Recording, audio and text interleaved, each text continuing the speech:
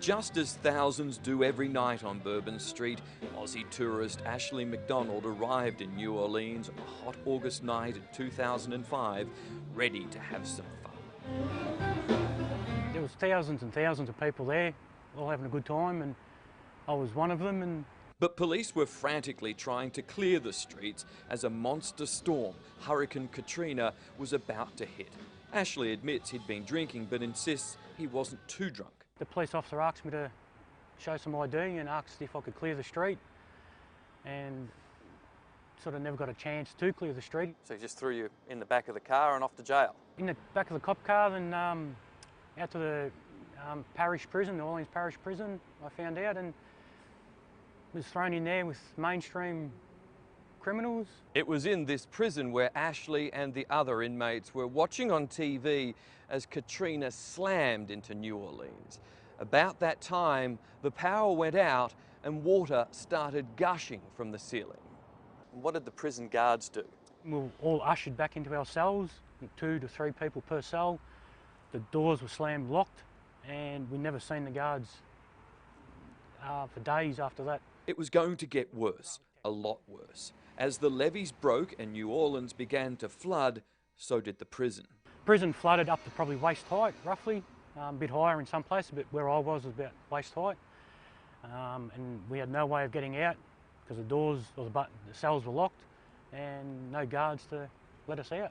They remained there for 6 days. It was only when hundreds of other prisoners managed to escape and began rioting and jumping from the rooftops that the guards returned. It's got us up to about shoulder height sort of water, and to get out to the parking garage where they were launching little rubber dinghies to take you up the street, we just had to dive under the doorways and the corridors and that to get out to the garage. Ashley was left sitting with hundreds of other prisoners on a flooded freeway before being taken to a second prison where he shared a cell with a prisoner on death row and was robbed. 4 or 5 blokes came out, one had a screwdriver, put it to my ribs and said he needed a dry shirt, so I gave him my shirt. It was better than getting stabbed with a screwdriver.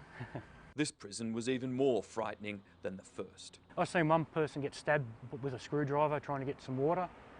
I've seen a couple of people get bashed in a really bad way by a big group of gangs. By this time, Ashley's family was convinced he was dead.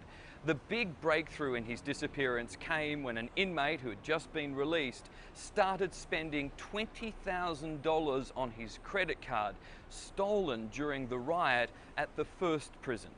I always sort of knew I'd probably get out, but I thought it'd take a long time for me to get out. This is the moment the 30-year-old was finally freed after 14 days in jail, driven away, still dressed in his orange prison jumpsuit. All I wanted to say is I'm happy to be alive.